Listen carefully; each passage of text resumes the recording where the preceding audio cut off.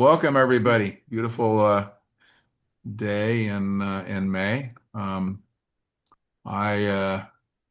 had my I was I it was funny. I had a fun day. Ron and I spent Saturday together. It was my 73rd birthday. So it was so I've made it this far. I tell everybody I'm playing with the bank's money. So anyway, so today we're gonna talk a little bit about living understanding. And this is kind of it's an interesting topic, but it also brings up something very important to the movement in the spiritual sense. And that is when you watch the world today, you can see it a lot. Someone will begin to talk about a topic, and you almost immediately see that they know where they want to be on the topic. It's not really a conversation that includes a lot of openness. And you see a lot, probably the majority of conversations when people are discussing things that they may not agree on include this kind of already built-in conclusion. And so what we're talking about today in the living understanding really has a lot to do with that. It's a story that we onboard that we then begin to live from. And so we live as if that story were true. And what that does to us is it has us um, looking at things in a way we might feel open, but when we actually watch ourselves, we're not. Right? We are operating according to an already established format, and that format then just simply doesn't allow openness. So today, as I tell the stories, just notice that there's a place where the intellect stops. It's the intellect that holds that piece um, that's not going to allow the openness, right? So if one already knows how it is, then in every discussion, that how it is going to be the lens that one looks through. So I just want to invite you to start to take a look at that when we talk about looking under things or we talk about going deeper, that does include an aspect of your intelligence, of your intellectual operations, but it also includes an incredible amount of openness. And that openness isn't really an intellectual piece. The intellect knows the openness is there, but the openness is something that creates itself as one goes. And so the key to Satsang, the key to all of what we're working with actually is to see if we can somehow or another create that openness. Right now, we don't create that on our own. That openness happens by itself, but it's the mentioning of it that just that makes you aware that there's a high likelihood that you're walking through life with an already fixed uh, lens, if you will. And that when we're working with a living understanding, we're working with dismantling that lens and then installing a new lens. What's the difference between those two? Well, in the one case, once the lens is installed, that of separation and ego individuality, there's an intuition that has most of us here that says, hey, there's something not right with this. In other words, I've gotten to this story and now simply in a cycle, right? And there's an intuition that comes from our original place of being in the I am before it was defined, that we know that that's home in a way. So when someone says welcome home, that's the home that they're talking about. So what we're doing is we're going to now take that living understanding and create it around non-separation or awakening, right? That becomes the new lens, as it were. And when that story is intact, there's a knowing that this is actually the right place, right direction, that intuition that there's something wrong, that goes away. The intuition is now congruent, or it's harmonizing. So that's what we're going to talk about today. And so what we posted up, it was a piece about it's from Who Cares, and it's called Seeking, and it's Ramesh Balsekar. And I want you to listen to him, because what he's doing is he's now describing the living understanding that we have that keeps us in separation. So he says, my concept is this: ever since a baby is born, it seeks its mother's breast intuitively. Life is nothing but seeking, but there has never been a seeker. Okay. What kind of seeking happens depends on the programming over which you have no control.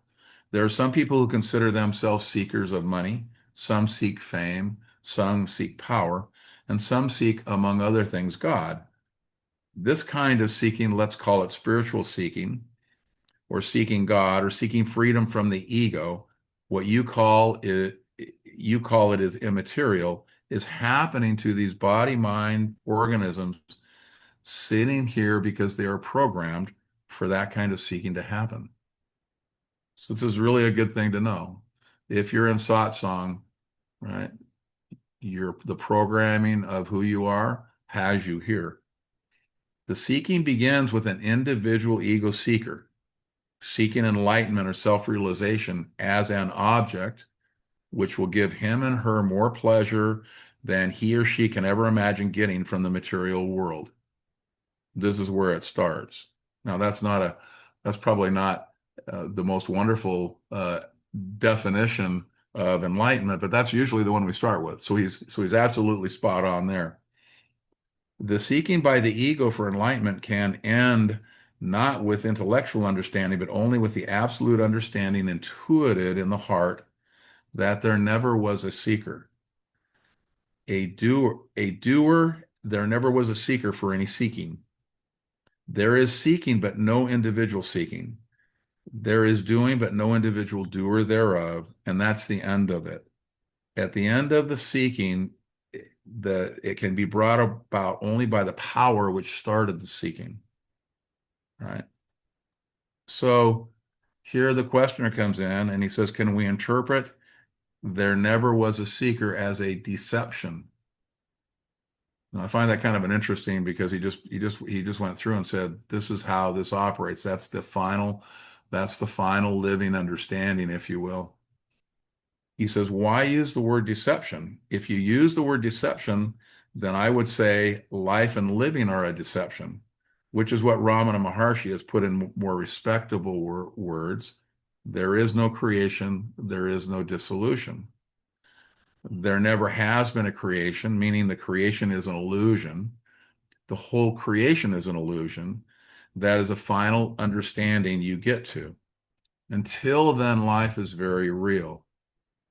So remember, the living understanding lives in the realness of life prior to the recognition that life itself is an illusion. Right? Once one's there, that's beyond the living understanding of just moving from ego to non-ego. He says, and if life is very real, then the human being is very real with responsibilities. But make no mistake, the human being is merely a programmed computer, billions of uniquely programmed computers through which source is functioning. Right? So when we talk about apperception, that's the perceiving of the absolute itself with the body mind. That's you, right?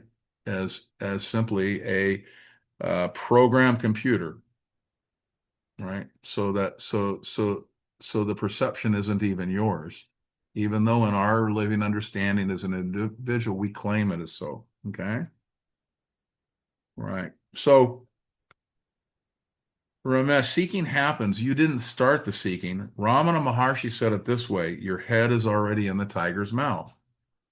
You didn't put it there. The seeking has begun because it was God's will, or the will of the source, that seeking should happen through a body-mind organism, body-mind organism. And how that seeking progresses is obviously not in your hands. It's in the hands of a power that started seeking. So leave God's business to God. He says, you are quite correct in saying at the early stages, at least, the paradox is that for the ego to disappear, it must first come to understand itself. The mind intellect must necessarily be used in the early stages to try to understand what is. Then the intellect comes to realize its own limitations, and with this, surrender. Intellect eventually becomes merged in intuition. And that's what I was talking about earlier is the openness, right? The bridge between intellect and intuition is that open door. It's the openness. Now notice if what you feel like is that you as an individual are seeking and that you are making this particular effort to do the seeking, that's absolutely wonderful. And that is when what we're talking about in terms of replacing a living understanding is most applicable, right? But what we're doing is replacing the understanding that what you feel, which is you're doing whatever, is now going to be replaced with the story that says that you're not. There's no seeking. There is nothing happening whatsoever. It's simply being handled for you. Those are the two stories that we're working with, right? Ramesh, why does God select a particular body, mind, organism for the receptivity to happen? Right, now notice, there is no answer to why. The only response is that the created object cannot possibly know the will of the creator subjectivity. But I've always felt the question of how concerning spiritual seeking is justified. The teacher, to the extent is possible, should help with how. Why is out of the question. So when we say things like consciousness, the role of consciousness. So what is the role of consciousness? That's kind of a why does consciousness exist, right? And we say something really brilliant like the role of consciousness is to reveal itself to itself. Right? That's a stand-in for saying what he just said, which is why is out of the question. Or one could also say, I don't know. But in the beginning, it's kind of nice because it answers the question. The mind goes, good, I've got that. And it moves on to what it should be occupied with likely. Okay. So recognize that when you go back and you look at a lot of the answers that you've onboarded, sometimes the why questions are just simply put there because the immensity of understanding why, if there is a why, because we've talked about causality, if you all remember, and we say there is no causality, so how can there be a why? So obviously the operating element of all of what's going on is way beyond the intellectual capability to collect it. Okay. He says, Lord Krishna says, out of thousands, there is hardly one who seeks me. And among those who are seeking, hardly one knows me in principle. Now, who decides who will do the seeking? In fact, the seeking itself is God's will, God's grace. You think you are a seeker. Marcus thinks he's a seeker seeking God, but the seeking was not Marcus's choice. Marcus is, you can say, lucky or fortunate that the source or God decided the seeking would begin in this body, mind, organism. So the seeking began not because Marcus decided at some point, from tomorrow I will seek the truth. In fact, the seeking has happened in spite of Marcus. The seeking is really misery, isn't it, by and large? And Marcus responds, the seeking itself? It is, yes. And in the beginning it is because we're trying to replace the sense of ego with the sense that one is simply being lived into every moment and is simply that organism or computer that consciousness is living itself through. So those are two entirely different lenses to see life in. Ramesh, the seeking itself is misery. Why should Marcus choose to be miserable? So what I'm saying is the seeking has begun. The seeking begins with Marcus thinking, I am seeking God or enlightenment or peace or whatever you call it. So you notice even at the beginning, we start with the lens we have. I am seeking. The seeking begins with Marcus thinking he is doing the seeking, and the seeking can only end when there is a realization that there never was a seeker. The seeking is God's grace, and the realization is God's grace or the will of the source. So you see the nature of the misery is attempting to arrive at a place where the doer, the autonomous doer, is seen through.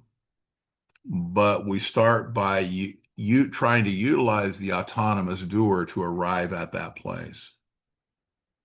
So what the living understanding that says, no, this is not what you are, here's a new story. What it's attempting to do is lift one out of that frustration and misery and place one in a story that, if executed, gives a different arrival. That's what's happening. He says, so the individual begins with the individual thinking he is the seeker and cannot end until there is a firm realization that there never was a seeker. Truly, there is no Marcus other than the name given to a body, mind, organism. So think what the ego is if you're thinking about it for a minute. You have a body, mind, organism, and you have a name, and you have the I am, which is consciousness itself, undifferentiated, that now extends into a differentiated place and lives a story that the ego is something.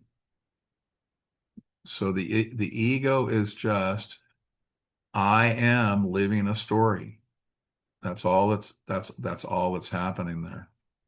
And the point is it's not necessary to live with that particular story. In fact, one needs to step out of that. That story needs to be stepped out of, let's say, and back into that universal consciousness to simply see that the body mind is being lived.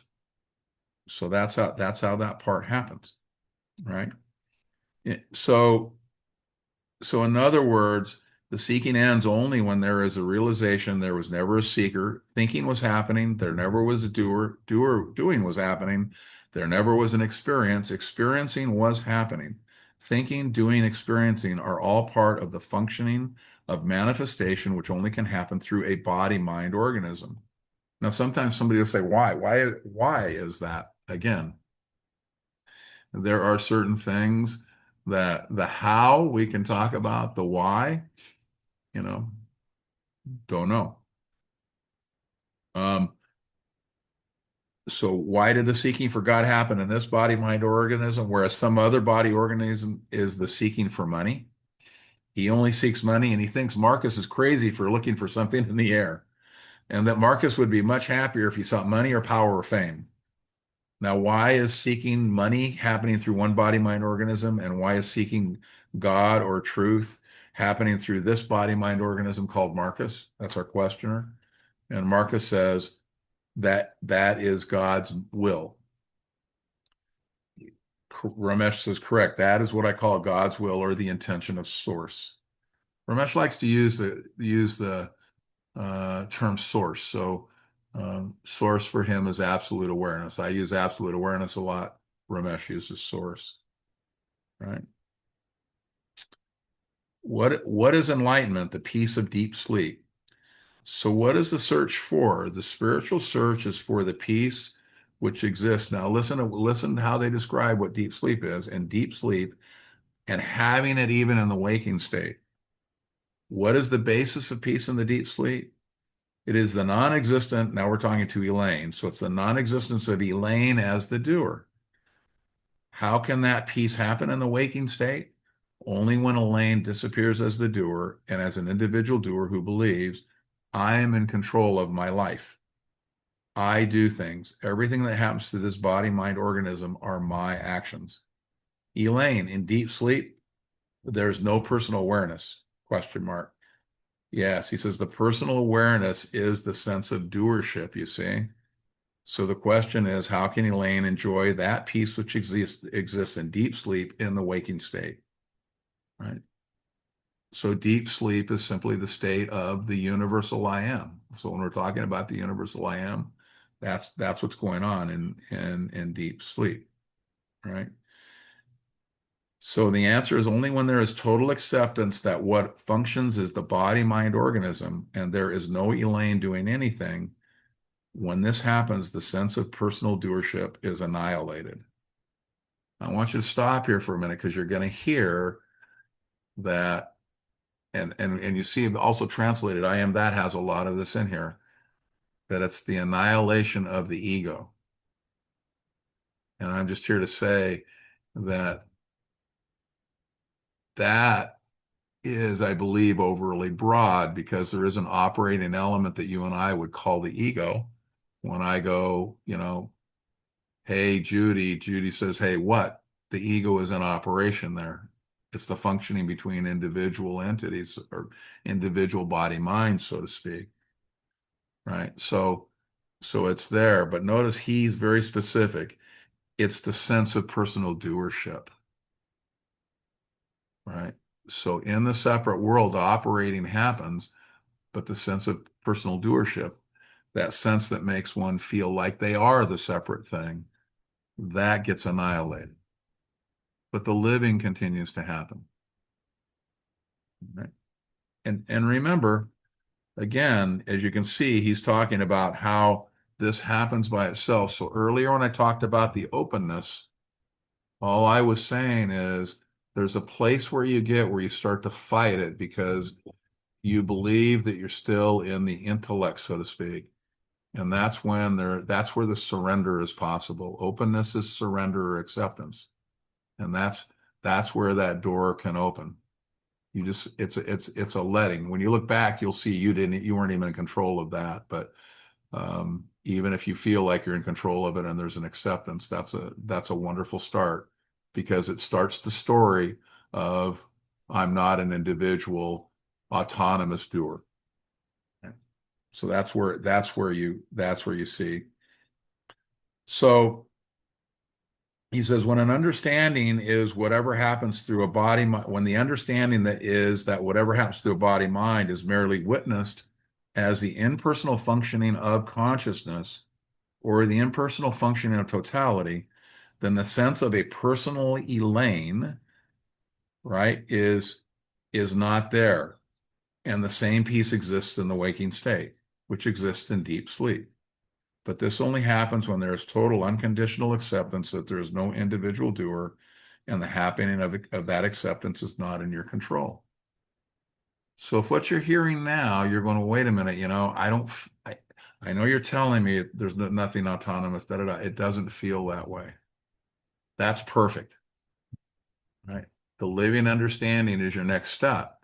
So when I'm talking about your next step, I'm not going to be surprised that you're not feeling that way right this second. Right? That's the whole point of all of this. And a lot of times when you're in satsang and you're hearing this, there's a sense that like I'm not getting it, I'm not grasping it.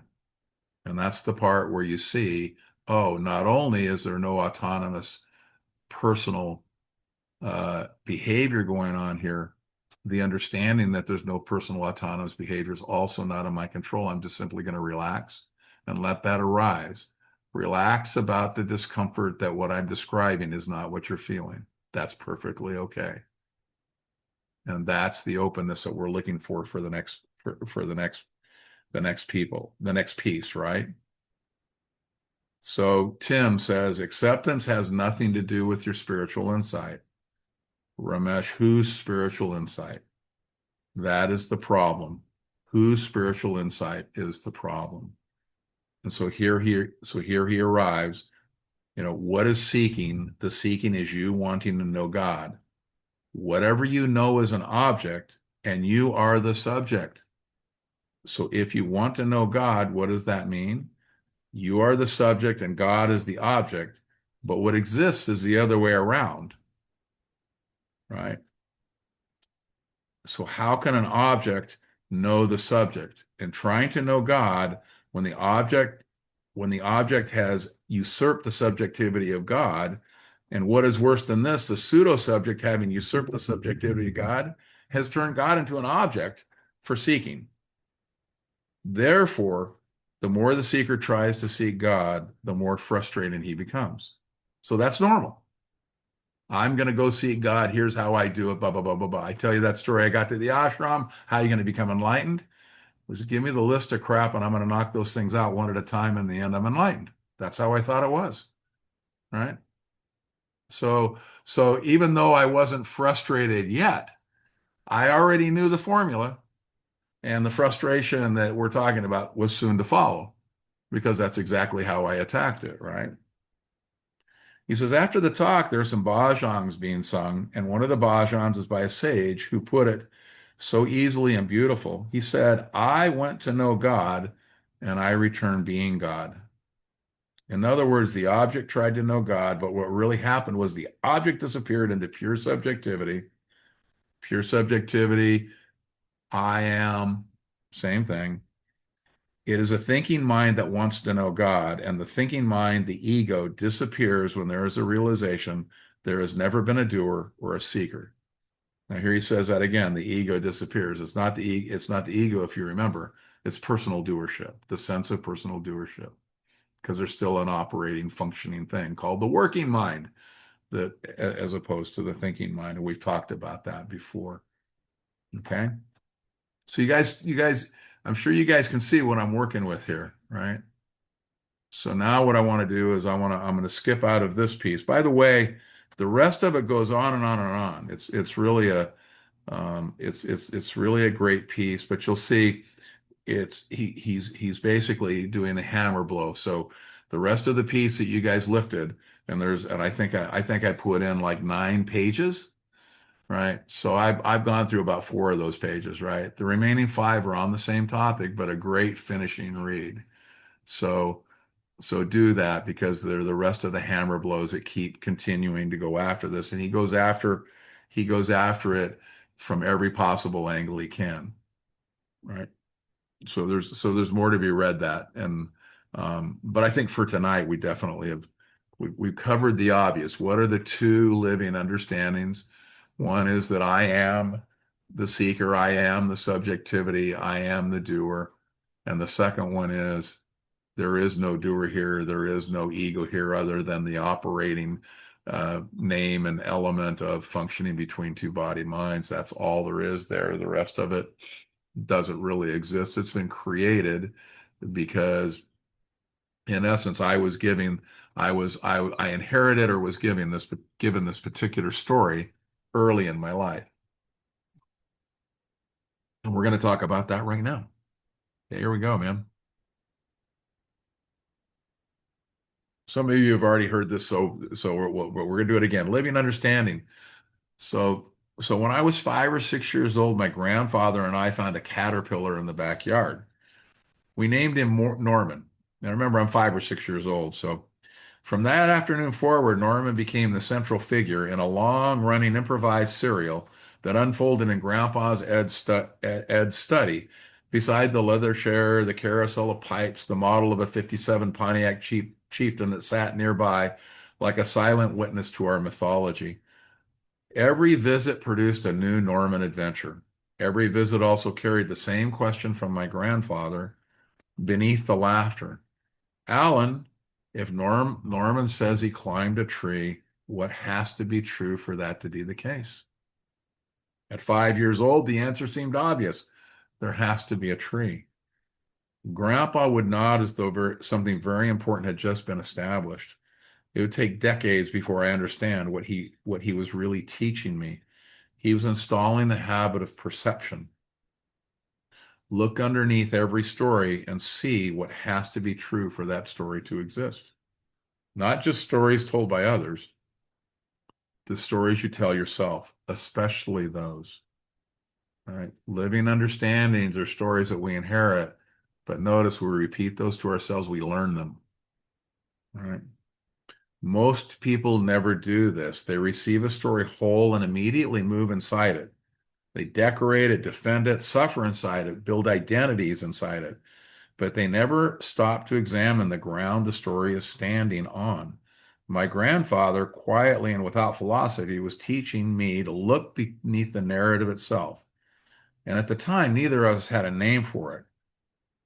40 years later, I would hear that same movement described in a small living room in Mumbai, and the phrase attached to it would be living understanding.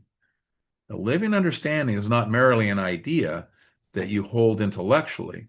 It's something that is absorbed so thoroughly that it disappears underground and becomes the lens through which all experience is interpreted, right? You no longer notice the assumption because the assumption has become the atmosphere. It's no longer a thought, it is reality, or rather, what you take reality to be. We begin collecting these living understandings long before we possess the capacity to question them, right? 3, 4, 5 years old, we're being told, here's what you do. You're an individual. Here's how you perform. If you're an achiever, here's how you achieve. If you're an artist, here's how you art. If you're a speaker, here's how you speak. Right? Whatever it is that you do, you're being taught that you do that. And usually far before we have the intellectual capability to go, well, why is this story the story? We don't really have that. We do that later. It's already installed by the time we look at it. The first and fundamental one arrives almost immediately after birth. We begin with the simple, undivided sense, I am. Not I am this or I am that, just being, pure immediacy, consciousness before conceptualization, before identity, before separation, no tracking yet, no categories, no developed mind. But already, right, the next thing, then the body minds around us begin their loving and well-intentioned work. They teach us what they themselves believe to be true. So what do they teach us? They teach us their living understanding, right? You are separate. You are autonomous. You are responsible. You are the doer of your actions. The world is outside of you. You're inside here. The line between me and not me becomes the fundamental assumption beneath all subsequent experience. So when we talk about separation, the first separation that we're taught, I'm here, the world's out there. There's a line in between, right? There's your separation. That's the first separation we learn. You can watch the exact same movement unfold on a smaller scale every time you sit down in a movie theater. The lights go down, the story begins, and eventually something strange happens. You are no longer aware of the theater at all. The seat disappears, the popcorn disappears, the people around you disappears. Awareness narrows until only the storyline remains. Some part of you has moved through the screen and taken up residence in the movie itself. Then the credits roll, the lights come back on, the larger field appears. You remember the theater, you remember the whole process as identification in miniature. The full field narrows itself around uh, one compelling narrative, and eventually the one watching um, forgets he is watching it all. Okay. The same movement, only slower and more complete, is what created the original living understanding of separation. The lights went down, the story came up, we forgot that we were in the theater, but the credits never rolled. The credits never rolled to take us back to where we were originally in the original I am. So now we're working with the living understanding. What we want to do is turn the lights on and to go, oh, I'm so identified with what I think I am. I'm not seeing that there's much more here. There's much more in awareness, right? And from that forgetting arises almost every form of suffering we experience, because once the story of individuality is accepted as a reality, everything now must be protected, defended, improved, and controlled. A separate self must survive. A separate self must succeed. A separate self must become something, right?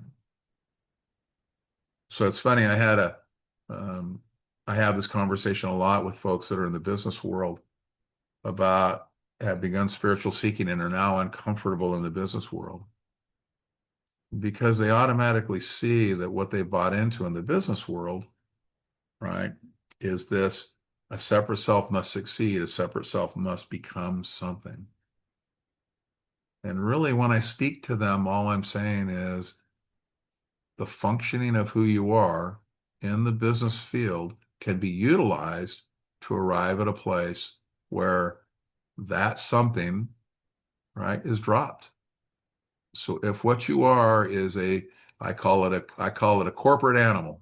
If you're a corporate animal, then that's what you are. You don't have to think you need to succeed, and you don't have to think that you must become something. That's part of the definition that bothers you about being there in the first place. So you go play the game without that definition. Same game, that's what you're built to do, right? In my early years, I spoke to him today, a very close friend of mine, and it was my very first songs. If you think about one-on-one, we would travel and we were de bringing money in for a company that was developing digital imagery. It was a great company, and but he was very interested in exactly the living understanding of the individual not being there. And so we would discuss that. And that was 30 years ago. And I had to laugh because I spoke to him today, and I remember the moment where it all made sense to him. So here he is. He's just bought a few companies. He's getting ready to buy a few more companies. And he giggles into the phone to me today. He says, if they knew that I knew that all of this was just happening because this is where I belong operating, but the rest of it doesn't matter. He says, I'm not sure they'd continue to have me as the one who's in charge of all of this, right? But there he is. That's what he's in charge of, right? Now, me, I went through that and actually worked with him for years. But then when it was over, I had to laugh because now I sit in the middle of Hawaii on 10 acres with birds and lots of quiet.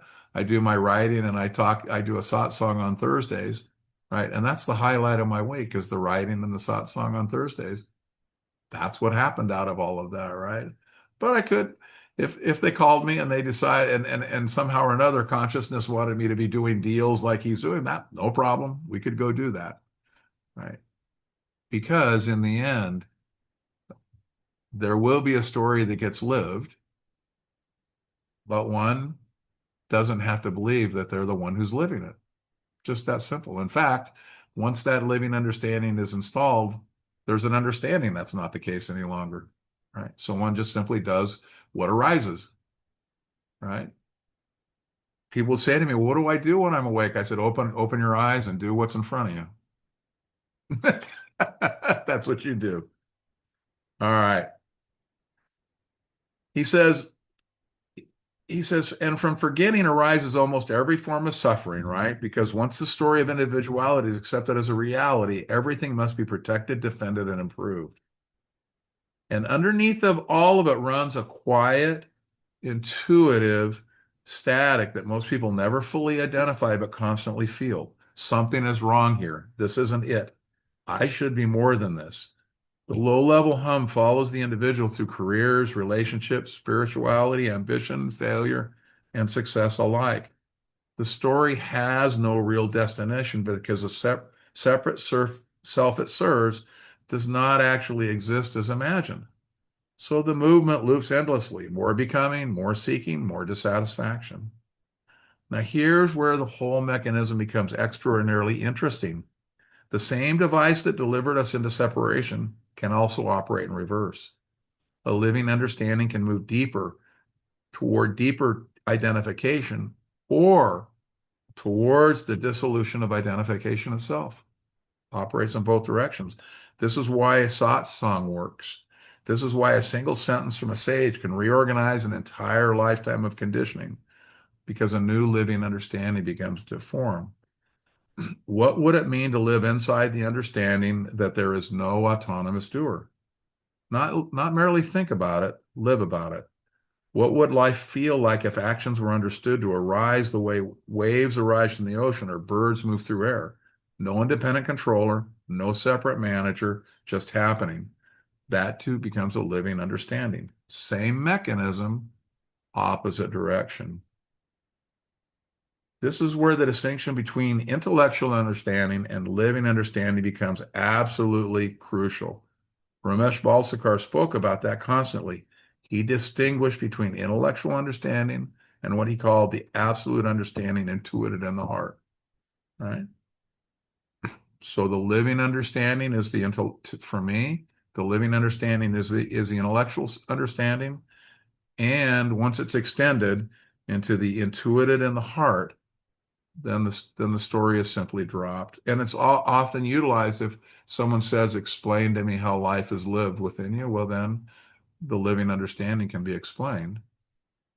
But much like you live now as an autonomous doer and don't think about that story, when the autonomous doership dissolves, there's no thinking about that story either, right? But when he says he distinguishing between the two, the first is conceptual, the second is existential. The first can be debated upon endlessly online. That's the living understanding itself, just put in words, by what I sometimes, and somewhat jokingly, call the new Pharisees of non-duality, counting conceptual angels on the head of a metaphysical pin. The second cannot be argued with because there is no argumentative center left standing. There is seeking, but no individual seeker. There is doing, but no individual doer thereof. That's the end of it. When heard intellectually, that sentence becomes philosophy. When absorbed as a living understanding, it reorganizes perception itself. The mind cannot hold a thing conceptually for very long. The mind knows it is the case, and this knowing the case is living understanding. This is also why spiritual teachings must eventually be discarded. Ramana Maharshi described it perfectly with the metaphor of the thorn. The thorn is used to remove another thorn lodged in the skin. But once the first thorn is removed, both are thrown away. People love quoting the first half of this metaphor, but they often forget the second. Both thorns are discarded. Pointers are devices, not destinations. Stories are devices, not destination. Even the most beautiful spiritual understanding remains provisional, a bridge, not the far shore. This becomes deeply important because the seeker inevitably tries to convert awakening into another identity.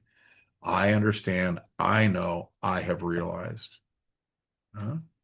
And immediately the lens begins disappearing underground again, and a new living understanding forms around spirituality itself. The seeker survives inside the enlightenment language. Now we see this, I would say the majority of everything that we learn in the beginning, before we run into this sense of absolute awareness, and that is who we are. Before that, we deal a lot with the individual, and in fact, entire movements are egoically based, and the destination for them is an ego that has been enlightened. That's always where that is headed. Now it's kind of interesting.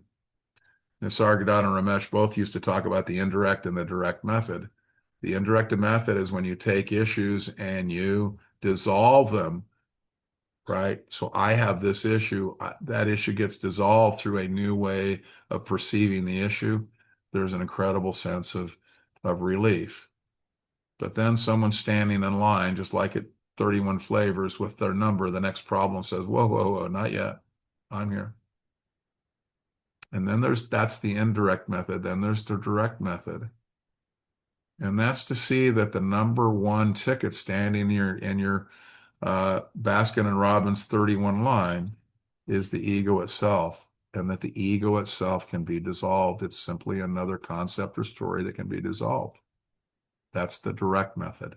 Most people live in the indirect method for a lot of years before, when they see the direct method, go, yeah, got it.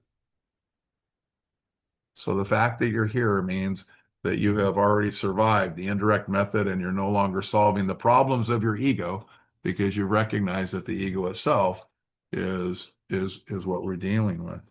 All right. It says this is why genuine teachings are often destructive rather than additive. They do not merely provide better concepts, they destabilize the entire mechanism of conceptual certainty. A true pointer loses the lens itself. Suddenly you see the assumption rather than looking through it unconsciously, and that scene changes everything. I remember watching this happen repeatedly in Ramesh's satsang. Somebody would ask an ordinary question about anxiety, relationships, work, fear, and frustration. Ramesh would respond with one devastating, simple observation, and suddenly the whole structure holding the problem would loosen. So remember, when somebody says, I have a problem, likely what you're going to hear is, who is this one that has the problem? That's the direct method. Huh? Not because he solved the issue conceptually, because he had exposed the hidden living understanding beneath it. The lens came back above ground, and once seen, it could no longer function quite the same way. Here's the assumption and action. Oh, shit, look at that. This is the real function of satsang, not information transfer, not philosophy, not metaphysical entertainment. It's the gradual exposure of the hidden assumptions through which life is being interpreted. At first, this can feel destabilizing. The individual's self senses correctly that an entire framework is being questioned. So think about it for a minute. If we're questioning that you are the ego, that's the number one and entire basis of the extended version of your life, right? So let me and let me see if I can find it. Here we go.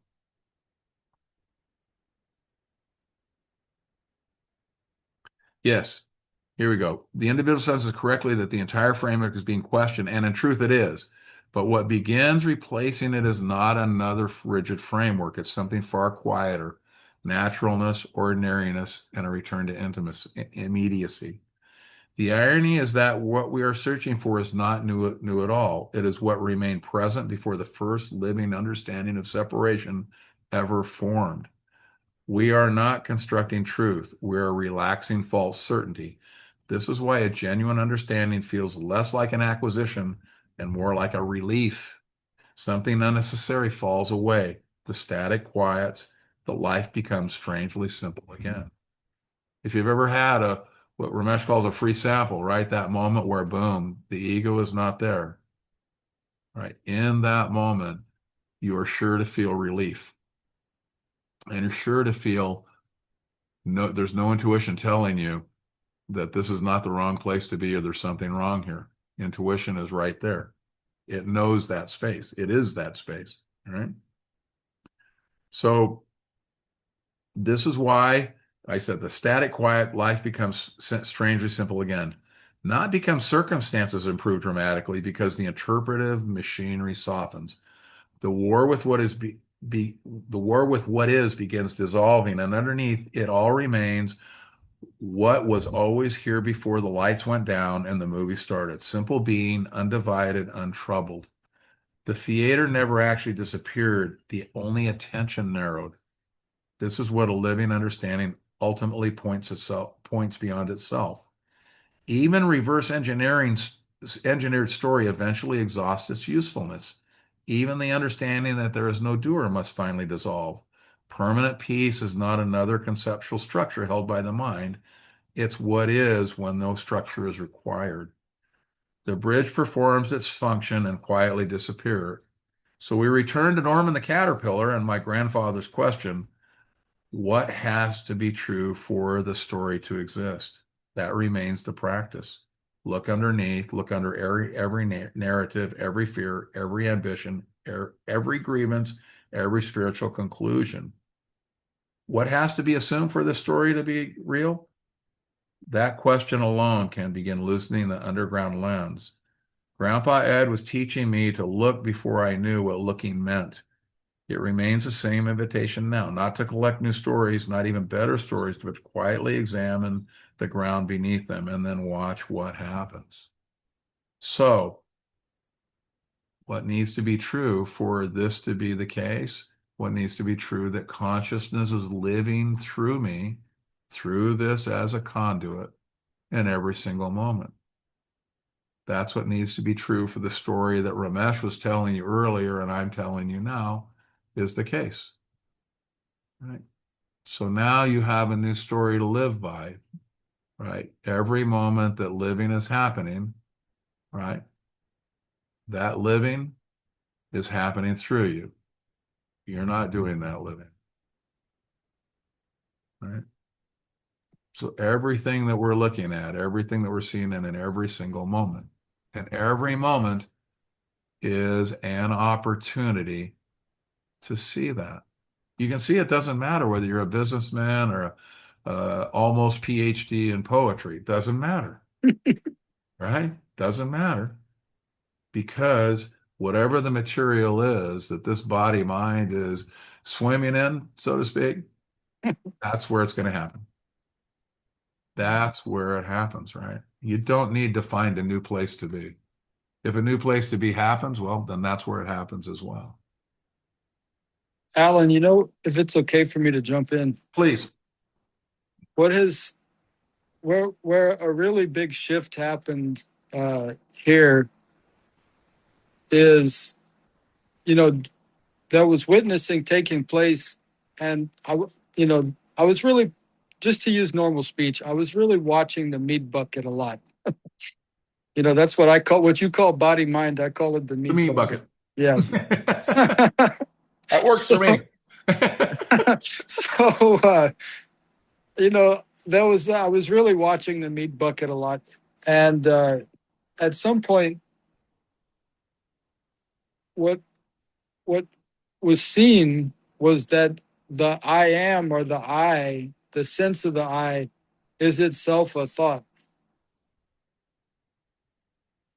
And then once that is like really, it's not just known, but it's like for sure, then even that goes. Correct.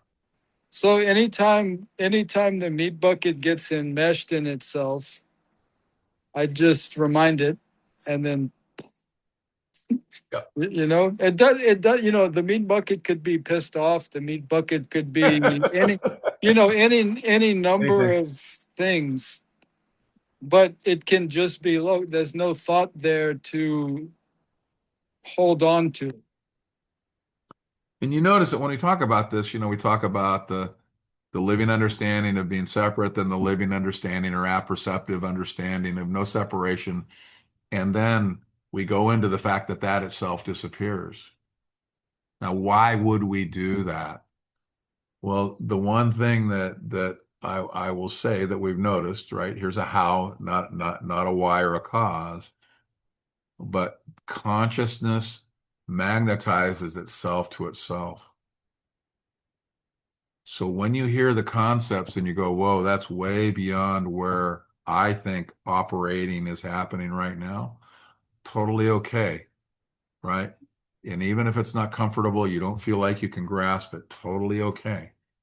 What's happening is the magnetization, right? So Guillaume's comment that was just made here, what a great comment, because if one is doing the watching but hasn't seen that what's being watched is a thought, right? That's great. That's the next step. And then bang, it all goes away. That's the magnetization, right? You're being pulled through that, right? So if you're one of those people, and I am, where people would go, hey, I don't want to tell you the plot of the movie because it'll ruin it. I go, fuck that. Tell me the plot, right?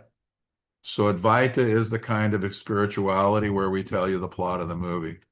So if it ruins the movie for you, don't, Advaita is not your path, right?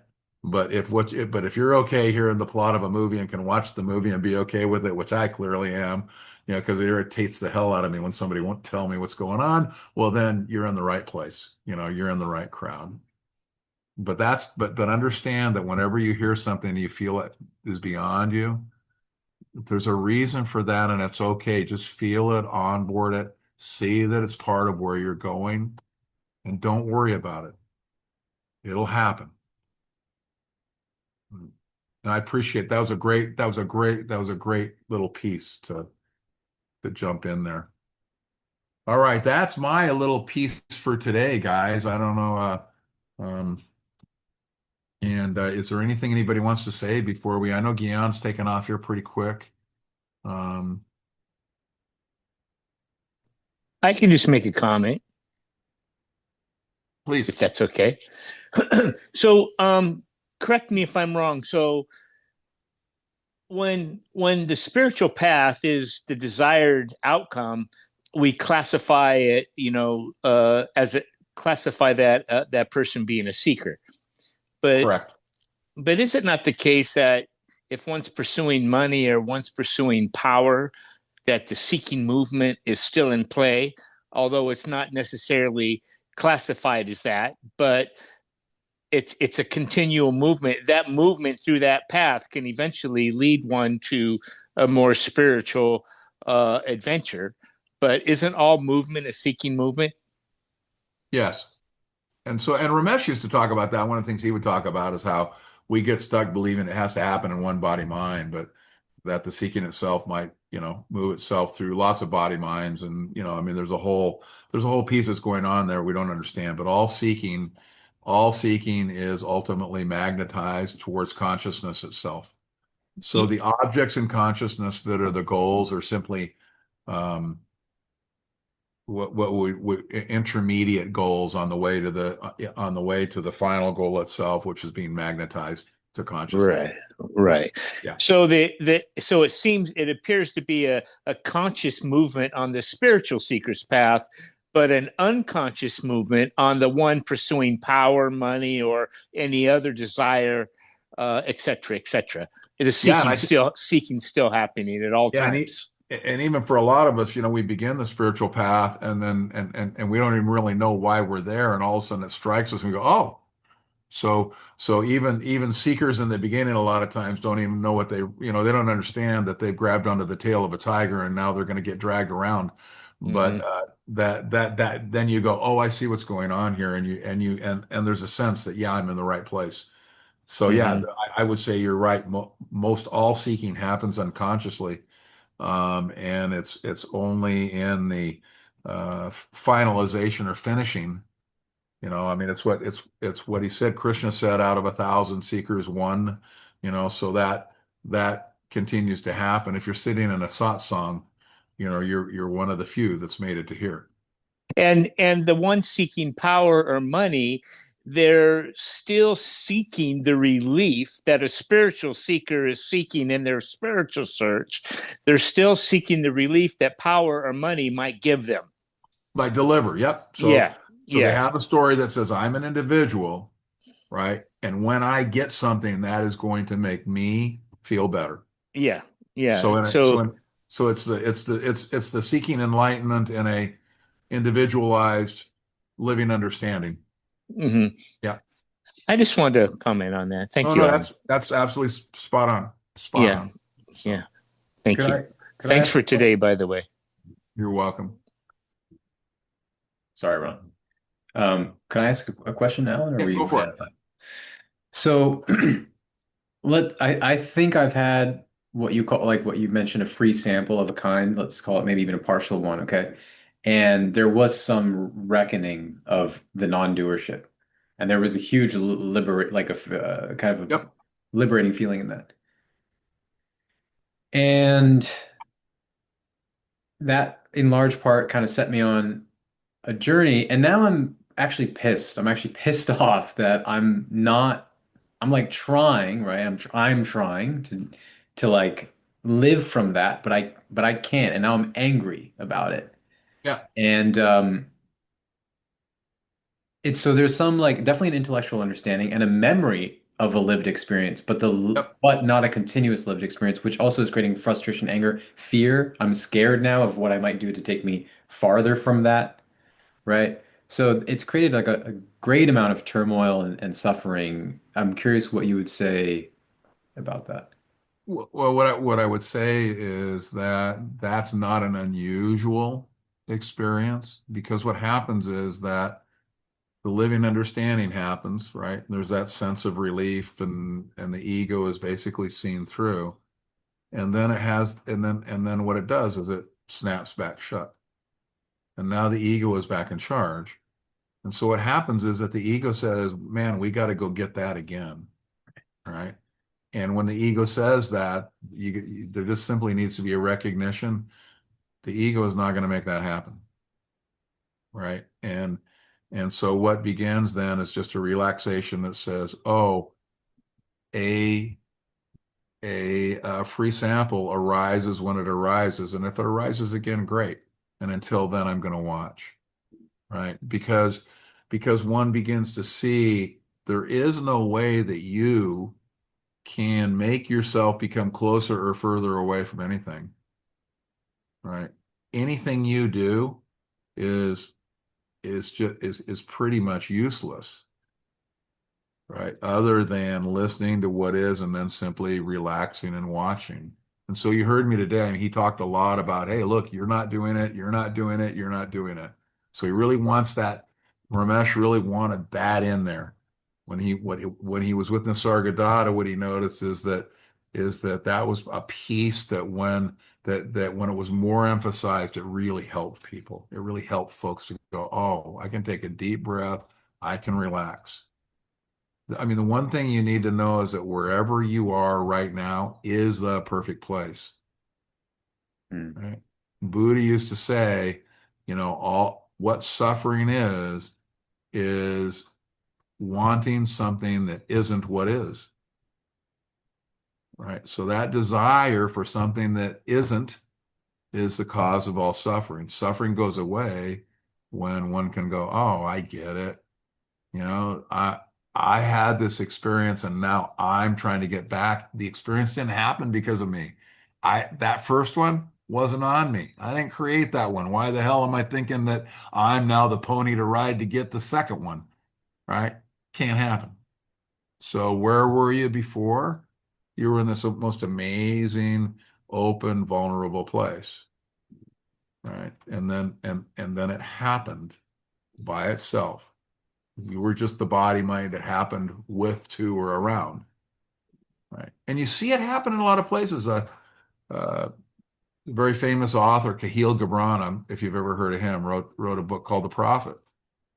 And then most people will say, Osho was very famously would say, and then he wrote 3 or 4 more books, and he never was able to write a book that actually equaled the first one. Why? The first one, he was written out of that free sample. And Mm. he kept trying to write a second book, but he didn't write the first one. There was no recognition. It wasn't him that wrote the first one, and certainly it wasn't going to be him that wrote the second, third, and fourth, although that's how he tried to equal that first one, and he never could. So all I would say is just see the frustration and go, well, isn't that kind of silly that my mind thinks that it created the first one when it's clear it didn't? And then the frustration starts to lift. You can go, oh, okay, I get this. Just simply go back to watching, right? Meditative watching. That's all. Just do that. Papaji used to famously say, come to satsang, keep quiet, and come to satsang. Those are the 2 pieces of things. So that would be the perfect kind of thing for you, because you, like me, you've got that business background. You are going to imagine all sorts of formations, and you know what I mean. You're going to do that because that's what your head does, right? And you just have to learn. Oh, look at their, like me. I famously will say, "Oh, there goes Alan again," because you can just see it. It's like they rang a bell and the mind is off, baby. So that's just part of our makeup, and the mind is going to be off in a certain way, which is figuring that stuff out. Because figuring that stuff out is kind of what we do. We that we live in a certain world because that's what we do. That's the good news. We're going to get breakfast, lunch, and dinner for the rest of our life, but the part beyond that is now what you're wrestling with. Mm. Does Thank that you. help? Yeah, thank you. Yeah. Yeah. Awesome. Alan, we have time. I share a short story along the same thing Sure. as Go for it. Sachit. First of all, I really liked your question. That was pretty courageous. I had a free sample back in 2014, but it lasted a couple weeks, and so I was pretty immersed in it. And obviously, I thought I had awakened, having nobody around like Alan to ask the question to now. And then all of a sudden, the door slammed shut, and I literally found myself riding my bike all day long for 3 straight months with a song that made me feel connected to God on loop. It was the only thing that could make me, uh, that could recreate that connection I I had felt I had fallen out of, and it was obviously a pretty traumatic time.